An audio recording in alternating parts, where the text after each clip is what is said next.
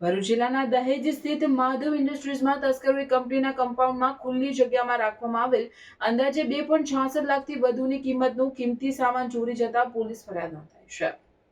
ભરૂચના ભોલા વિસ્તારમાં રહેતા અને દહેજની માધવ ઇન્ડસ્ટ્રીઝમાં HR મેનેજર તરીકે ફરજ બજાવતા દીપેન હર્ષદ સોનીએ આ અંગે ફરિયાદ નોંધાવી છે. કંપનીમાં હાલ ફેબ્રિકેશન અને બાંધકામનું કામ ચાલતું હોવાથી વિવિધ કોન્ટ્રાક્ટરો માટે રેતી, સિમેન્ટ, ઇલેક્ટ્રિક કેબલ અને લોખંડનો સામાન મંગાવવામાં આવ્યો હતો, જે કંપનીના ખુલ્લા મેદાનમાં રાખવામાં આવ્યો હતો. તે દરમિયાન ગત 10મી માર્ચના રોજ જ્યારે કામગીરી ચાલતી હતી ત્યારે જાણવા મળ્યું હતું કે કેન્ટીન પાસે રાખેલો સામાન ઓછો છે. તપાસ કરતા તેમાંથી SS ફ્લેંજ 4 ઇંચ 66 નંગ કિંમત 99,000, SS ફ્લેંજ 6 ઇંચ 16 નંગ કિંમત 40,000, SS પાઇપ 4 ઇંચ 8 નંગ કિંમત 52,000, SS ચેનલ 4 મીટર કિંમત 12,000, વેલ્ડિંગ કેબલ 50 મીટર કિંમત 7,000, બેન્ડ રેડ્યુસ સાથે 13 નંગ કિંમત 52,000 મળી અંદાજિત 2,66,000થી વધુનો મુદ્દામાલ ગુમ હોવાનું જણાવ્યું હતું.